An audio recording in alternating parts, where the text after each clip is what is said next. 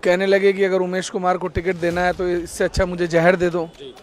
अब जब उनको हरिद्वार का बेड़ा गर्क करना ही है तो मैं कहता भाई तुम्हें जो करना तुम करो, हम तो हरिद्वार बचाने की लड़ाई लड़ रहे हैं। हम तो हरिद्वार बचाने की लड़ाई बड़ी मजबूती से चुनाव लड़ रही थी। उनके पास झंडा डंडा उठाने वाले नहीं हैं। आज जनपद में आधा चुनाव उनका टूट चुका है। प्रत्याशी वो लाए जो 4 साल में इस राज्य का सबसे नक्कारा मुख्यमंत्री था, जिसको भ्रष्टाचार के चलते हटाया।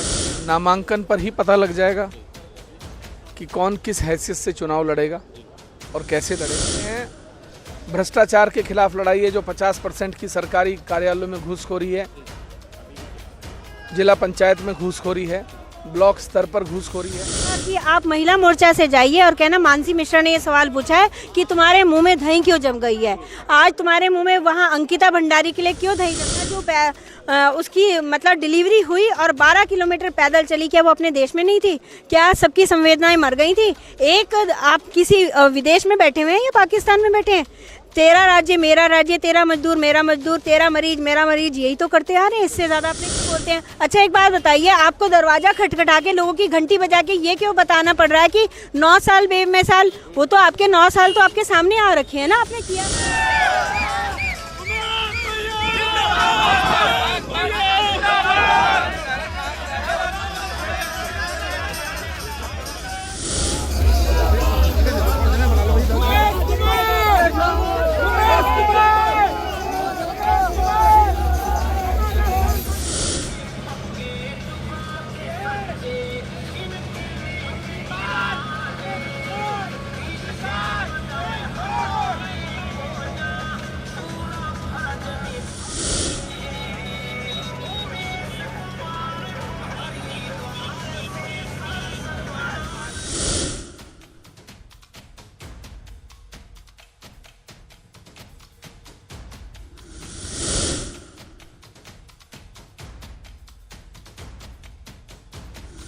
तो आप देख रहे हैं रुड़की हब और मैं हूं आपके साथ नितिन कुमार। दोस्तों, खानपुर विधायक उमेश कुमार शर्मा जी हमारे साथ मौजूद हैं और आज नामांकन करने जा रहे हैं।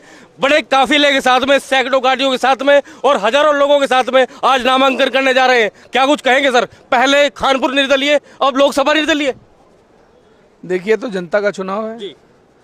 पहले भी जनता ने तय किया था निर्दलीय लड़ना है और आज भी जनता ने तय किया है निर्दलीय लड़ना है। क्योंकि क्या है कि कांग्रेस से बात चली, नाम चला, सबसे आगे थे, लेकिन हरीश रावत जी जो हैं वो यहाँ के स्थानीय 4 विधायक उसके साथ वहाँ जाकर बैठ गए। वो कहने लगे कि अगर उमेश कुमार को टिकट देना है तो इससे अच्छा मुझे जहर दे दो। अब जब उनको हरिद्वार का बेड़ा गर्क करना ही है तो मैं कहता भाई तुम्हें जो करना तुम करो, हम तो हरिद्वार बचाने की लड़ाई लड़ रहे हैं। हम तो हरिद्वार बचाने की लड़ाई लड़ेंगे। अच्छा, मुद्दे क्या रहेंगे? जैसे आप चुनाव मैदान में हैं, आज नामांकन भरने जा रहे हैं, मुद्दे क्या रहेंगे या आरोप प्रत्यारोप पर ही चुनाव लड़ा जाएगा सर? पिछले 2 साल का कार्यकाल आपने हमारा देखा है। हमने किसी पे कोई आरोप प्रत्यारोप नहीं लगाए। हमने हरिद्वार के मान सम्मान स्वाभिमान की लड़ाई को पिछले 2 सालों में लड़ा। आखिरी पायदान पर खड़े शोषित, पीड़ित, वंचित हर व्यक्ति की मदद करी। गरीब बेटियों की शादियां कराई, अनाथ निर्धन कन्याओं को, विधवाओं को, बच्चों को राशन पहुंचाया, मदद की। तहसील, कोर्ट, कचहरी, ब्लॉक तक हर व्यक्ति को राहत पहुंचाने के लिए उनके काम किए। आज ये जो सैलाब आप देख रहे हैं, ये लोग विधायक उमेश कुमार के लिए नहीं आए, ये अपने भाई उमेश कुमार के लिए आए हैं। अच्छा, बताया जाता है कि उत्तराखंड में पहली बार ऐसा निर्दलीय प्रत्याशी आया है जो दमखम के साथ चुनाव लड़ रहा है और चुनाव भी घस्से वाला लड़ रहा है, मतलब कि टक्कर देने वाला चुनाव लड़ रहा है कहा जाता है। सर क्या कहेंगे? देखिए, हरिद्वार के इतिहास में पहली बार कोई व्यक्ति निर्दलीय नामांकन करने जा रहा है। पर्चे तो बहुत लोग खरीद रहे हैं, लेकिन मेरा मानना है कि नामांकन पर ही पता लग जाएगा कि कौन किस हैसियत से चुनाव लड़ेगा और कैसे लड़ेगा। मेरी सभी को शुभकामनाएं हैं। अभी तक ना तो कांग्रेस ने टिकट फाइनल किया है, ना बीएसपी ने टिकट फाइनल किया है। लोगों को लग रहा था कि कोई सी भी एक पार्टी उमेश कुमार शर्मा जी चुन सकते हैं चुनाव लड़ने के लिए, क्योंकि टीम भी चाहिए होती है। उसको लेकर क्या कहेंगे? देखिए, मैं अपने कार्यकर्ताओं को जबरदस्ती उन पर कोई निर्णय नहीं लादना चाहता। मेरा मानना है कि जो वो तय करेंगे वही होगा। ये बात हमने पहले भी सार्वजनिक मंच से कही थी कि उमेश कुमार दल बदलू नेता नहीं बनना चाहता। उमेश कुमार जनता का विधायक है, जो जनता का निर्णय होगा उस निर्णय के साथ जाएंगे। भाजपा के लोग कह रहे हैं सर कि ऐतिहासिक जीत होगी और जो हमारे साथ प्रतिद्वंदी होगा उसकी ऐतिहासिक हार होगी, उसको लेकर क्या कहेंगे? देखिए क्या होता है ना कि अहंकार और अभिमान ये बहुत ज़्यादा समय टिकता नहीं है। आज जो भाजपा बड़ी मजबूती से चुनाव लड़ रही थी, उनके पास झंडा डंडा उठाने वाले नहीं है। आज जनपद में आधा चुनाव उनका टूट चुका है। प्रत्याशी वो लाए हैं जो 4 साल में इस राज्य का सबसे नक्कारा मुख्यमंत्री था, जिसको भ्रष्टाचार के चलते हटाया गया, और उनके बारे में सबको पता है कि वो किस दुनिया में रहते हैं। तो मुझे लगता है कि ये गलतफहमी भी 4 जून को दूर हो जाएगी। अच्छा, युवाओं के लिए क्या कहेंगे? क्योंकि भाई आप युवाओं के बीच में रहते हैं, उसको लेकर क्या कहेंगे? सबसे पहले युवाओं के लिए करेंगे भाई, क्या करेंगे अब अगर आप सबसे पहले बेरोजगारी दूर करने की बात है, सरकारी नौकरियों में उनको अधिकार दिलाने की बात है, स्थानीय उद्योगों में 70% नियुक्ति करवाने की बात है, और उनके हर हक हकूक की लड़ाई हम लड़ेंगे। तो क्या आप मान रहे हैं कि आप इस बार लोकसभा जीत जाएंगे? मान रहे हैं, ये देखने के बाद आपको नहीं पता लग रहा है? जीत गए भैया। तो यहाँ पर लोगों का कहना है कि मान नहीं रहे हैं, जीत रहे हैं। पर्चा भरना बाकी है तो बस। आज नामांकन के लिए उमेश कुमार शर्मा जी जा रहे हैं। आप देख सकते हैं भारी भीड़ के साथ यहाँ पर कितने लोग इनके साथ में हैं, और जो काफिला है वो भी बहुत लंबा है। सैकड़ों गाड़ियां यहाँ पर मौजूद है। उसके बाद आगे की जो जानकारी है हम आपको देते रहेंगे। इस वीडियो को ज़्यादा से ज़्यादा शेयर कीजिएगा, लाइक कीजिएगा और कमेंट जरूर कीजिएगा। सांसद कौन होना चाहिए, कौन हरिद्वार के लिए काम कर सकता है? नितिन कुमार रुड़की, हम हरिद्वार कलेक्ट्रेट पर हूँ, जहाँ पर उमेश कुमार शर्मा खानपुर विधायक निर्दलीय प्रत्याशी के तौर पर यहाँ पर लोकसभा प्रत्याशी के तौर पर यहाँ पर पर्चा भरने आए हैं अपने सैकड़ों समर्थकों के साथ, हजारों समर्थकों के साथ। आप देख सकते हैं कि यहाँ पर उनके समर्थक उनका इंतजार कर रहे हैं। उमेश कुमार अभी अंदर गए हैं, बाहर आएंगे तो बात करेंगे आखिरकार क्या कहना चाहते हैं। 2024 को लेकर उन्होंने कहा है कि जनता का चुनाव है, जनता मुझे जिताएगी। अब देखना यह होगा कि ऊंट किस कवर बैठेगा 2024 में। भाजपा भी कह रही है कि हम लंबे अंतराल जो अंतर है उससे जीतेंगे और ऐतिहासिक जीत होगी। अब जीत किसकी होगी ये तो आने वाला वक्त ही बताएगा। लेकिन अभी उमेश कुमार शर्मा अंदर से बाहर आएंगे, उनसे बात करेंगे कि उनका क्या प्लान है और किन मुद्दों को लेकर वो चुनाव मैदान में बड़े हर्षोल्लास से फूल मालाएं पहनाई जा रही है आपको, उसको लेकर क्या कहेंगे सर? भारत माता की जय। तो क्या मुद्दे रहेंगे? आपकी जनता आपसे प्यार करती है, बाहर स्थानीय मुद्दे हैं। भ्रष्टाचार के खिलाफ लड़ाई है, जो 50% की सरकारी कार्यालयों में घूसखोरी है, जिला पंचायत में घूसखोरी है, ब्लॉक स्तर पर घूसखोरी है। बेरोजगार आज हरिद्वार जनपद का तड़प रहा है, रोजगार नहीं है। स्थानीय युवाओं को 70% रोजगार सुनिश्चित कराना स्थानीय उद्योगों में। किसानों के जो आज बिजली के भुगतान ना होने के कारण उनके ट्यूबवेल के कनेक्शन कट रहे हैं, उनके घरों के कनेक्शन कट रहे हैं, उनके खिलाफ किसान क्रेडिट कार्ड की आरसी कट रही है, उनके घर प्रशासन जा रहा है। तो ये किसान बाहुल्य क्षेत्र है और हमें किसानों की लड़ाई भी लड़नी होगी। आज आपदा से ग्रस्त किसान आत्महत्या के कागार पर खड़ा है, लेकिन कोई सुनने वाला नहीं है। आपदा में आपने भी बहुत काम किया है खानपुर क्षेत्र के लिए, क्या जिला हरिद्वार के लिए भी ऐसे ही काम करेंगे सर? बिल्कुल, क्या करें, पूरे उत्तराखंड के लिए काम करेंगे। हम तो हर उस व्यक्ति के लिए काम करेंगे जिस व्यक्ति को अंतिम पायदान पर खड़े हुए हमारी जरूरत है। महिलाएं मौजूद हैं, क्या कुछ कहना चाहेंगे 2024 को लेकर? क्या कैसे देख रहे हैं उमेश कुमार जी आज यहाँ पर नामांकन करने आए हैं, उसको लेकर क्या कहेंगे?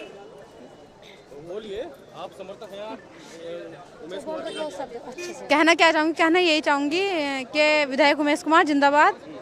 हम उनके साथ तन मन धन से हैं। क्यों हैं उनके साथ? क्योंकि वो सभी की सहायता करते हैं, सभी को छोटे बड़े को एक सामान लेके चलते हैं, और उन्होंने किसी के साथ में कोई भेदभाव नहीं रखा है और अच्छे अच्छे कार्य भी कराए हैं, इसलिए आप उनके साथ हैं? हाँ जी। क्या 2024 का इलेक्शन जीत पाएंगे? बिल्कुल जीत पाएंगे।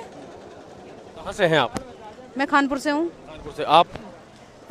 हम खानपुर गांव माड़े बेले से हैं, और हमें जैसो कि ये कार्य करा रहे हैं दो सालों से, इनके कार्य को देखते हुए जनता सभी ये इनके साथ में दिलो जान से है, और 100% इनको। कांग्रेस और भाजपा भी लड़ रही है, कांग्रेस भी लड़ रही है। हाँ, ये तो है। देखो, हम उससे जान नहीं सकते, क्योंकि हम जनता के हिसाब से देखते हुए इनकी जीत 100% इनकी जीत ही होगी इसमें, क्योंकि ये चाहे किसी टिकट से हो या ना हो, इनकी जीत अनिवार्य है।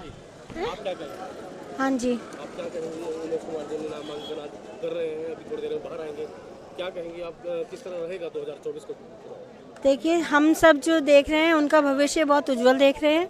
इसके पीछे कारण ये है कि जब वो कानपुर से जीते थे वो अकेले ही निकले थे, तो आज आप यहाँ संख्या देख सकते हैं। वो अकेले व्यक्ति के साथ समर्थन में बहुत सारे ऐसे हैं, युवा तो सबसे ज़्यादा हैं, जो कि आज की जो सबसे बड़ी समस्या है युवाओं की है, जो उन्हें रोज़गार नहीं मिल पा रहा है और युवा भी बदलाव चाहते हैं।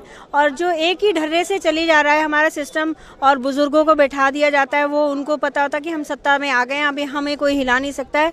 क्योंकि बदलाव जब तक नहीं लाएंगे समाज में और एक प्रतिस्पर्धा नहीं होगी तो हमारा समाज कभी भी तरक्की नहीं कर पाएगा। महिलाओं के लिए भारतीय जनता पार्टी भी काम करती है, कांग्रेस भी कहती है हमने भी महिलाओं के लिए काम किया है, उसको लेकर क्या कहेंगे? अब सच्चाई सुनना चाहेंगे या फिर लिपापोती कर दूं? मैं सच्चाई बताती हूँ ना। आपके देश में जितनी भी महिलाओं की उत्पीड़न हो रहे हैं और हमारे जो मणिपुर का इतना बड़ा मुद्दा है उस पे भाजपा की आप महिला मोर्चा से जाइए और कहना मानसी मिश्रा ने ये सवाल पूछा है कि तुम्हारे मुंह में दही क्यों जम गई है। आज तुम्हारे मुंह में वहाँ अंकिता भंडारी के लिए क्यों दही जमी होती है। और जो एक मीटू का मामला हुआ था उसमें उस महिला के साथ इतनी बदतमीजी हुई थी और जो महिला मोर्चा थी उसने मीटू वाली लड़की का फ़ोन लेके तोड़ दिया था। क्या ये बातें पूरे समाज को नहीं पता है? उसे दरकिनार करके महिलाओं के सम्मान के लिए कौन लड़ता है? अगर आप उसमें देख लेते कोरोना काल में एक महिला जो उसकी मतलब डिलीवरी हुई और 12 किलोमीटर पैदल चली, क्या वो अपने देश में नहीं थी? क्या सबकी संवेदनाएं मर गई थी?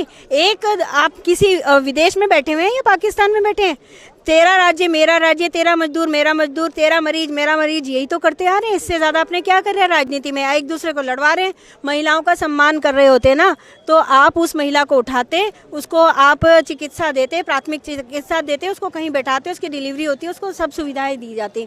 मगर आपका परिवार नहीं है, आपके बच्चे नहीं है। तो सीधा सीधा मतलब है करनी और कथनी में अंतर है। अरे बिल्कुल है जी, दिख रहा है ना।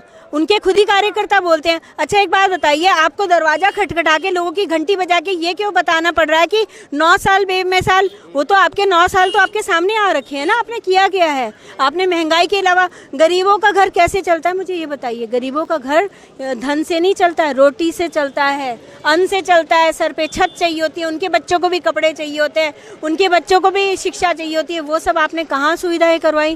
केवल आपका कार्यकर्ता ही फल फूल रहा है। जो आपके मंत्री जी के आगे पीछे घूमता है कार्यकर्ता, समर्पण भाव दिखा रहा होता है, उनके पास ही गाड़ियां होती हैं। हमारे आम जनता के पास गाड़ियां नहीं होती हैं। जो आप देखेंगे अगर आंख खोल के बदलाव चाहती है, पारदर्शिता के साथ जब देखेंगे तब आपको समझ में आएगा जनता की। आप लोग भी तो खड़े हैं ना, आप लोग इतना संघर्ष करते हैं, आप हमारी आवाज़ जनता के सामने नहीं, विधायक के सामने, नेता के सामने, प्रधानमंत्री के सामने लेके जाते हैं, मगर फिर भी आपको दरकिनार कर दिया जाता है। आपके साथ जो समस्याएं आती हैं, कभी उन्होंने सोचा है कि आप लोगों को एक बंधी हुई इनकम दी जाए? हमारे विधायक जी ने उठाया था वहाँ पे सत्र में पिछली बार कि जितने भी हमारे ये मीडिया कर्मी हैं उनके लिए भी कोई सुविधाएँ करी जाए, सरकार उनको सुविधाएं दें, उनको कोई ऐसी राशि दी जाए या सैलरी दी जाए या उनकी इंश्योरेंस करी जाए। अभी मेरे पास एक आया था एक महिला का फ़ोन, उसके हस्बैंड को मार दिया गया था, वो मर गया, अब वो हेल्प चाह रही है, मीडिया से है वो। तो हमें कहना क्या है कि अगर आप जन जन के लिए नहीं हैं, आप कहते हैं राम मंदिर बनाने से राम राज्य नहीं आ जाता। एक यही शब्द लास्ट अंतिम बोलूँगी, क्योंकि आप मुझसे जितना बुलवाएंगे वो मैं उतना ही बोलती जाऊँगी, फिर इनकी परतें उखड़ती जाएंगी और वो लोग बेचारे परेशान हो जाएंगे। भैया बहुत बड़ी बात कही गई है कि राम मंदिर बनाने से राम राज्य नहीं आ जाता और महिलाओं का उत्पीड़न भी हो रहा है, दही मुंह में जमी है, बोलते कुछ नहीं है, ये कहा गया है। आप क्या कहेंगे? आज नामांकन पर आप भी साथ में आए हैं, दल बल के साथ आप यहाँ पर पहुँचे हैं। देखिए मेरा नाम तबरेज़ प्रधान है, पूर्व प्रधान हूँ मैं बुक्कनपुर से। तो विधायक उमेश कुमार जी ने 2 साल में जो कार्य किए हैं जनता ने उसको देखा है, परखा है। तो ये हरिद्वार की जनता के दिलों पर राज करते हैं। को ये पार्टियां हमने बहुत देख ली, कांग्रेस भाजपा, ये पैराशूट कैंडिडेट भेजती है, 5 साल में एक कैंडिडेट आता है, वो वोट लेता है, फिर चला जाता है, 5 साल नहीं आता है। तो हमारे बीच के हमारे एक भाई हमने विधायक बना करके निर्दलीय देख लिया कि उन्होंने कितने काम वहाँ पे कानपुर विधानसभा में कर दिए। कानपुर विधानसभा को एक बाईपास दिया, एक 50 बेड का उप जिला अस्पताल दिया 50 करोड़ की लागत का, एक सिडकुल दिया जिसमें हमारे 20,000 युवाओं को रोजगार मिलेगा। तो ये काम करने वाले हैं।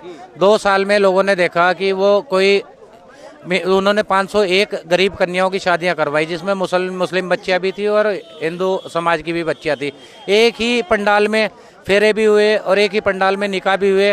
मौलवी साहब फेरों में शामिल थे, पंडित जी निकाह में शामिल हुए।